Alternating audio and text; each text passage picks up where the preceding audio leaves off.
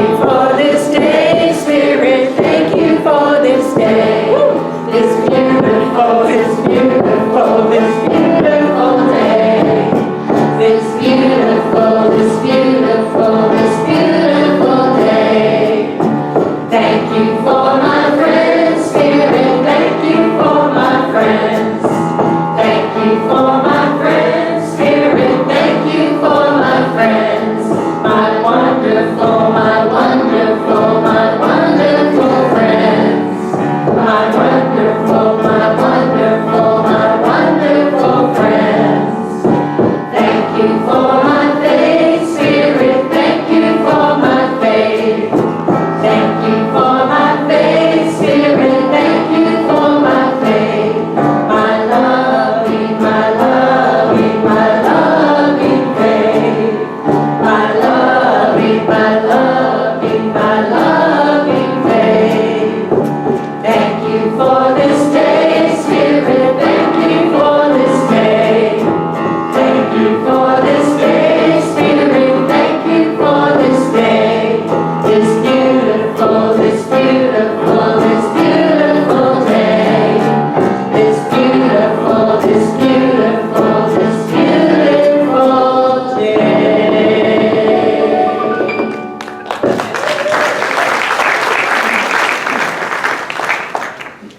Gratitude will get you anywhere. Gratitude will get you everywhere. I love November, and I love the opportunity to amp up our gratitude. I had the opportunity this morning at 3:30 to amp up my gratitude when a car carrying 2 boys and a girl decided to take down a tree right outside our house. God bless those kids who were clearly not sober, who decided the best thing to do would be to leave the car, which they did, and get in another car and drive off. And it was finally gratitude that got me to go back to sleep, because the adrenaline was certainly running, but it was gratitude to actually know that the tree will probably be okay. And if they were healthy enough to get out of the car and get in another car, they'll probably be okay. And the rest of it, well, they'll just have an opportunity to take responsibility. Because the police did find them. Yeah. It gives them an opportunity to find their center, to find their balance as they continue to make choices that support their highest and best. And as always, we have the opportunity to make choices to find our balance, to come back to center, to have that presence in us and with us as we face whatever is happening in our lives. The idea and the practice of finding our balance is not new. It's not new at all. But in the 1970s, there was a television show called Kung Fu. And here's David Carradine playing. And one of the things that I just remember hearing over and over again was, grasshopper. You need to center your mind. You need to center your mind. You was always being invited back to center. When I did the research about the television show, the research shows blatantly that they just lifted that wisdom right out of the Tao Te Ching. They were, unashamedly saying, we're taking spirituality that was written down 600 years before Jesus walked the earth, and we're teaching it to the American public. So the American public had the opportunity to expand their awareness of the value of being centered. Father Thomas Keating, who was a Trappist monk, is considered one of the 3 architects of the Catholic tradition that was put together or crafted in the 20th century, called centering prayer. Now, centering prayer is really the opportunity to spend time in the interior silence. And the way that they teach centering prayer is to use a word or a mantra to get you there, to get you to that interior silence. Well, Unity's been teaching this for 125 years as a technique for meditation. Say a word such as peace, or an affirmation like I am peace as a gateway to the silence. So we say peace, I am peace, I am peace, and then we sit in the silence. And that's where we come together. Now it turns out that Christian mysticism wrote this practice down in a book called The Cloud of Unknowing in the 14th century. And this is what the book says. Oops, there's Father Thomas Keating, in case you needed to know what he looked like. When we intend to pray for goodness, let all our thought and desire be contained in the one small word, God. Nothing else and no other words are needed, for God is the epitome of all goodness. Goodness is our birthright. Love is our birthright. Happiness is our birthright. Peace is our birthright. Now, peace can be a toughie because we get tangled up in the idea that we need to be peacekeepers. Honestly, not even a miracle could make anybody a peacekeeper, somebody who kept things contained, absolutely the same. There's no way we can control what other people or other nations are doing. So really, peacekeeping is not it.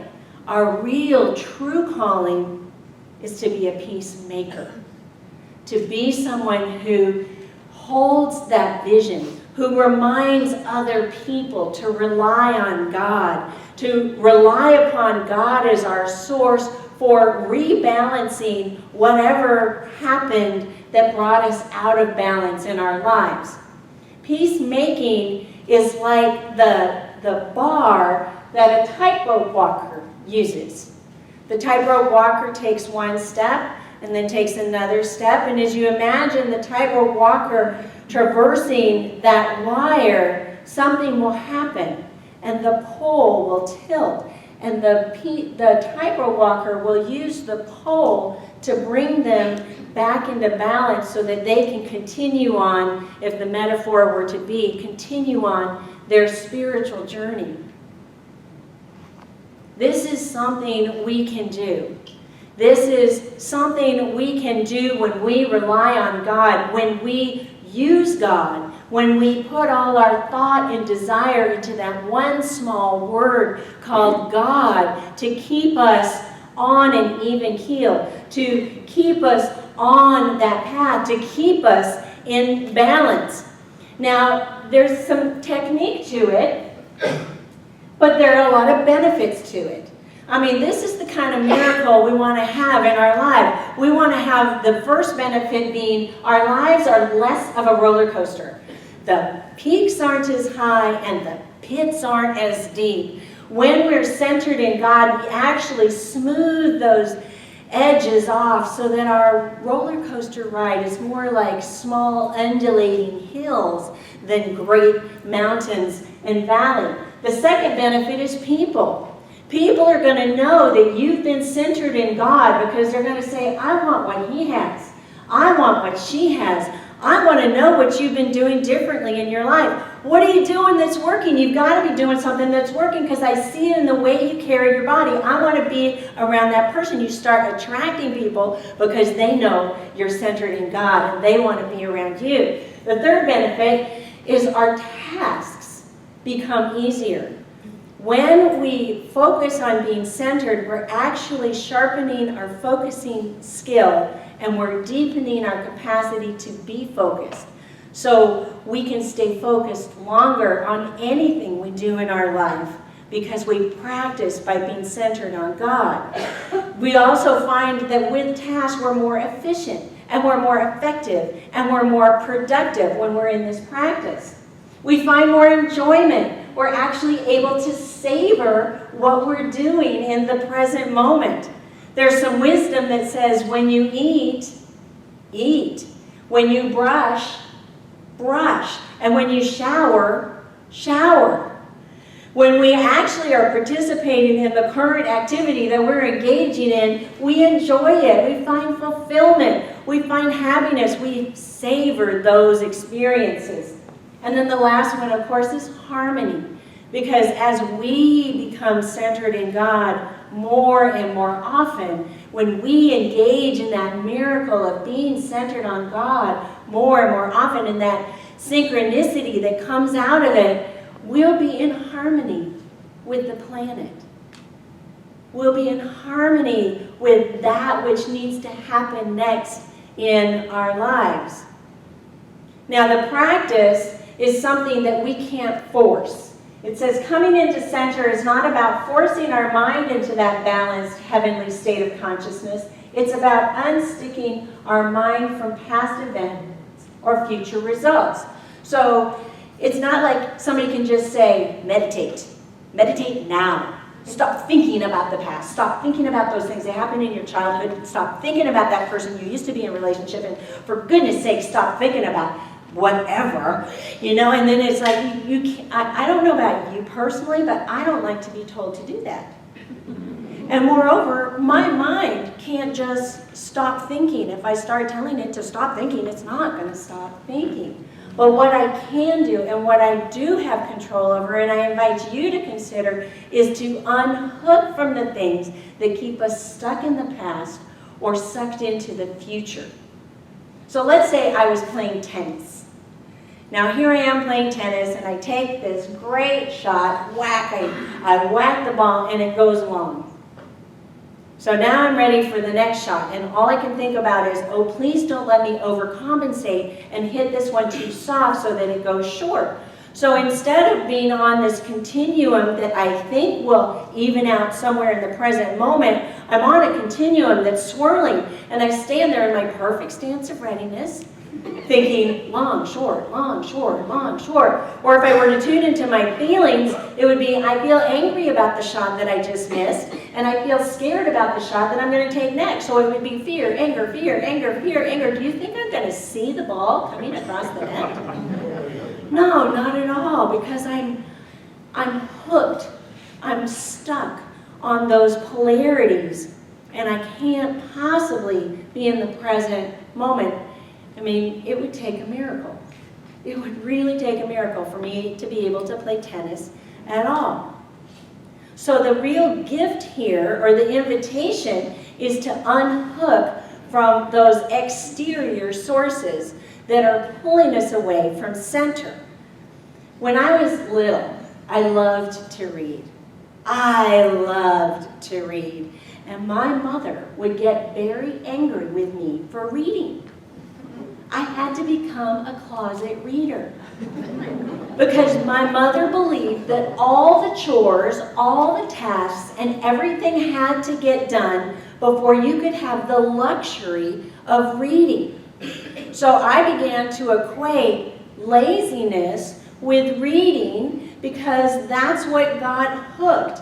So even to this day, very often when I sit down to read, I'm giving myself permission. Well, I mean, it's like, how many of you always have things to do? Like the list never ends. Okay, so the list will never end. I figured that out. It took me 57 years, but I figured it out. The list will never end. And many times when I sit down today and I start to read, I get up because the laundry needs to be done. Or I get up because something I got to take something out of the freezer to defrost. It just like something has to happen. So in order for me to unhook from the source, I actually need to go through some practices that invite me to do it. So that was then when I was little, and this is now me as an adult. That was then my mother telling me I was lazy. This is me knowing that I'm not. That was then, this is now. That was then, this is now. Okay? On a little chart, it looks like that. Something from the past arises. That was then, this is now. So let's do this 2 times. That was then, this is now. That was then, this is now. It's really good to use 2 different hands because remember, we're unhooking. We don't want anything associated, right? We're actually having our body help us make the break. So the other thing that I got hooked in was my mother's voice. So once I sat down to read, I would hear my mother's voice in my head say, "Get up, you lazy bones." And I would cringe. Now, there's no way I could hear my mother's voice today because my mother's deceased. But the cringe factor is still alive in my mind. So I unhook from the source. That's my mother's voice.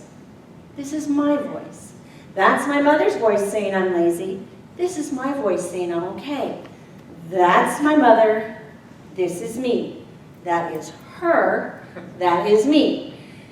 Unless you're unlike 99.99999% of the people on the planet who don't have mother issues, who do have mother issues, I just invite you to say, that's her, this is me. So you can pretend if you don't have mother issues, but if you do, you just go with gusto. That's her, this is me. That's her, this is me. You know, sometimes it takes 20 times. We're not going to do it 20 times a day, but that's what it means to get unhooked from the source. Because when we do get unhooked, then we're free to be in center. We're free to be in that place where the world could burn down and we're okay. We're okay. It's called a miracle. It's called a miracle. Once upon a time, before I was a minister, I was a licensed Unity teacher. Now, as a licensed Unity teacher, part of the credentialing process is to take this big test. The test is 4 hours long, and it's on the 37 classes that you've taken, so 370 classroom hours get condensed into this 4-hour test, and they gave us this study guide. Thank you, God. Thank you, God. Thank you, God, they gave us this study guide. Well, I learned a lot from that study guide.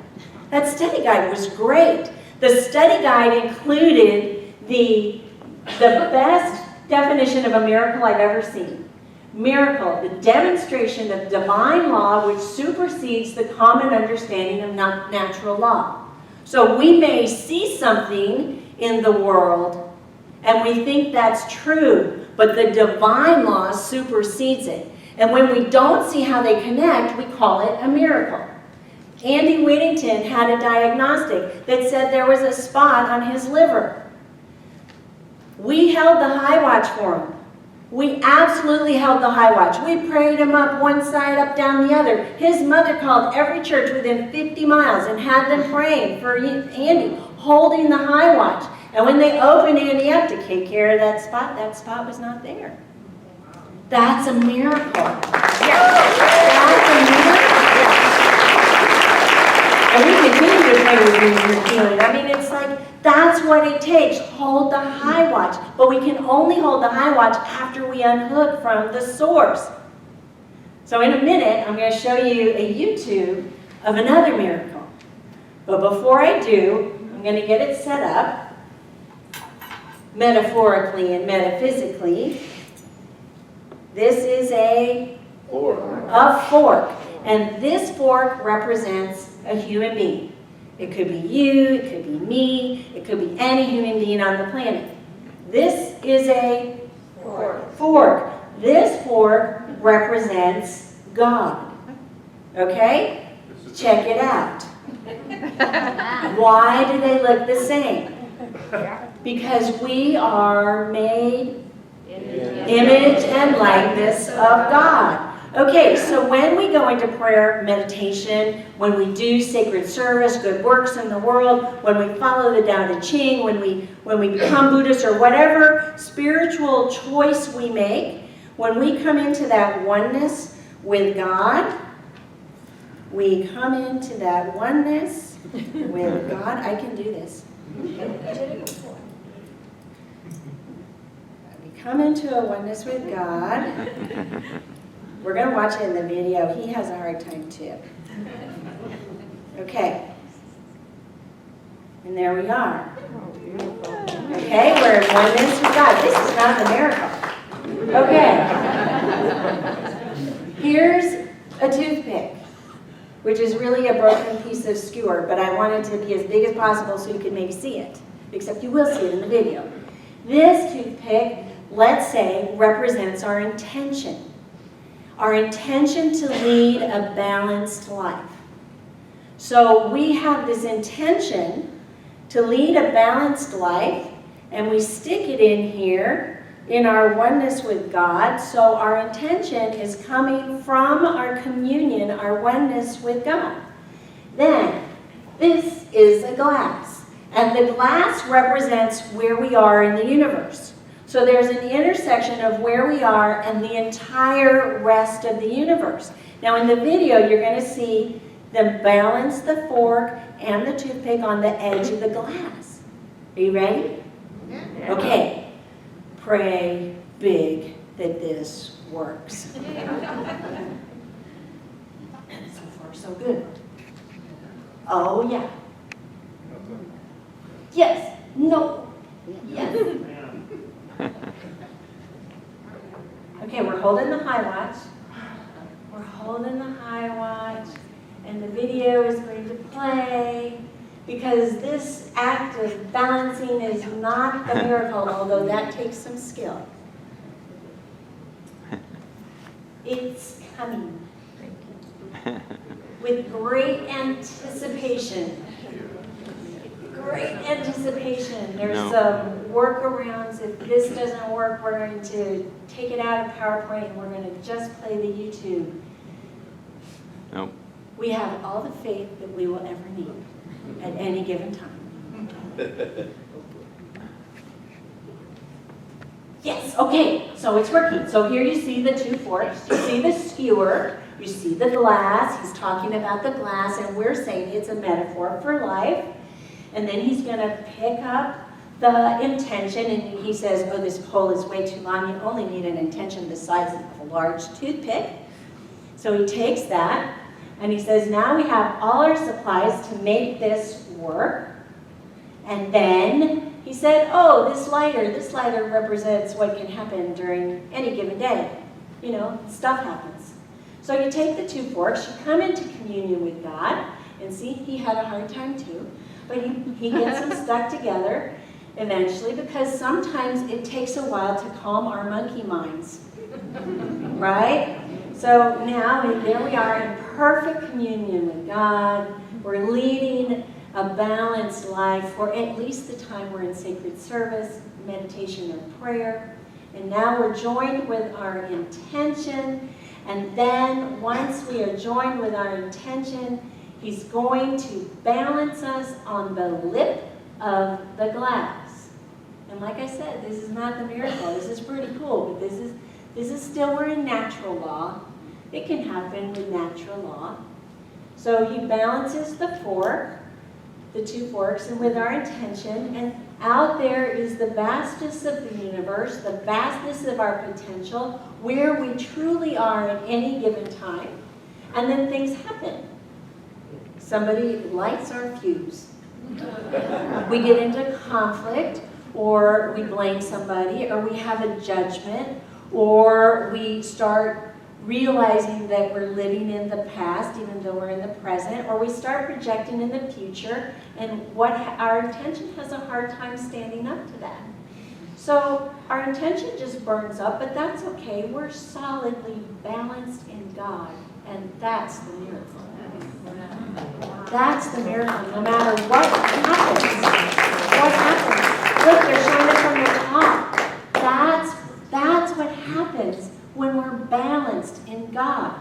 That's what happens when we use our prayer life, our meditation life, our sacred service to keep us in the flow, to keep us in that place where we are always one with God, where we can be rock solid sure that things are working for our highest and that the vision that we're holding is going to be the outworkings in our lives. Our healing is our birthright. Our abundance is our birthright. Our prosperity is our birthright. Love is our birthright. Happiness is our birthright. This is divine law. This is what looks like a miracle all the time, but it's our birthright, and this is the way we're supposed to be.